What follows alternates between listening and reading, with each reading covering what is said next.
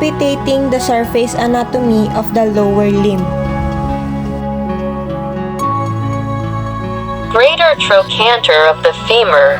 This is easier to locate in women than in men because of the wider pelvis. Also, it is more likely to be covered by bulky muscles in men. Try to locate it on yourself. It is the most lateral point of the proximal femur, and it typically lies 6 to 8 inches of the iliac crest.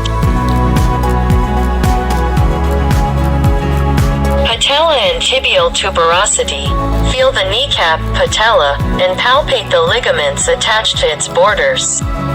Follow the inferior ligament to the tibial tuberosity where it attaches.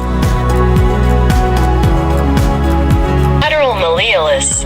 Feel the bulge of the lateral aspect of your ankle, the medial malleolus of the fibula.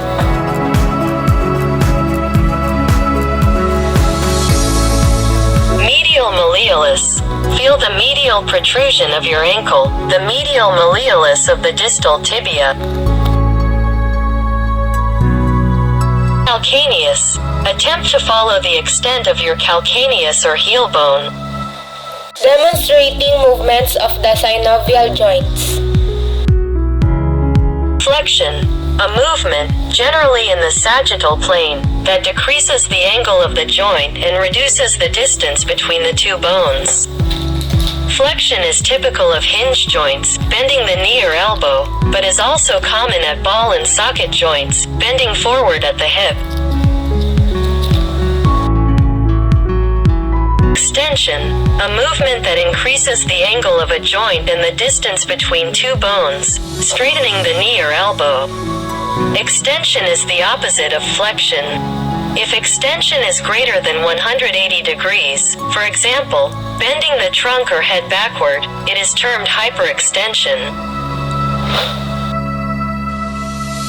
Abduction, movement of the limb away from the midline or median plane of the body, generally on the frontal plane, or the fanning movement of fingers or toes when they are spread apart. Adduction, movement of a limb toward the midline of the body. Adduction is the opposite of abduction.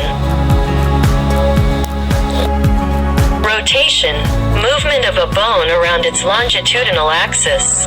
Rotation, a common movement of ball and socket joints, also describes the movement of the atlas around the odontoid process of the axis.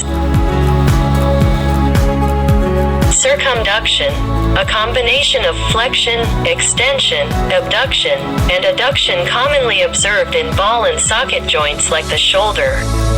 The proximal end of the limb remains stationary, and the distal end moves in a circle. The limb as whole outlines a cone. Pronation, a movement of the palm of the hand from an anterior or upward facing position to a posterior or downward facing position. This action moves the distal end of the radius across the ulna so that the two bones form an X.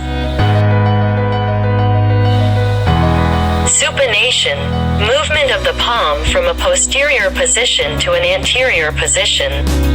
The anatomical position, supination, is the opposite of pronation. During supination, the radius and ulna are parallel. Inversion, a movement that results in the medial turning of the sole of the foot.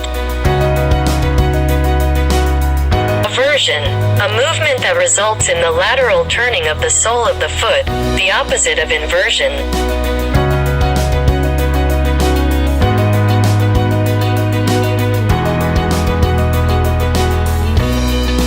Dorsiflexion, a movement of the ankle joint in a dorsal direction, standing on one's heels. Plantar flexion, a movement of the ankle joint in which the foot is flexed downward, standing on one's toes or pointing the toes. Hi, my name is Dana Ruth Digaho and I'm from BSN 1 Orlando.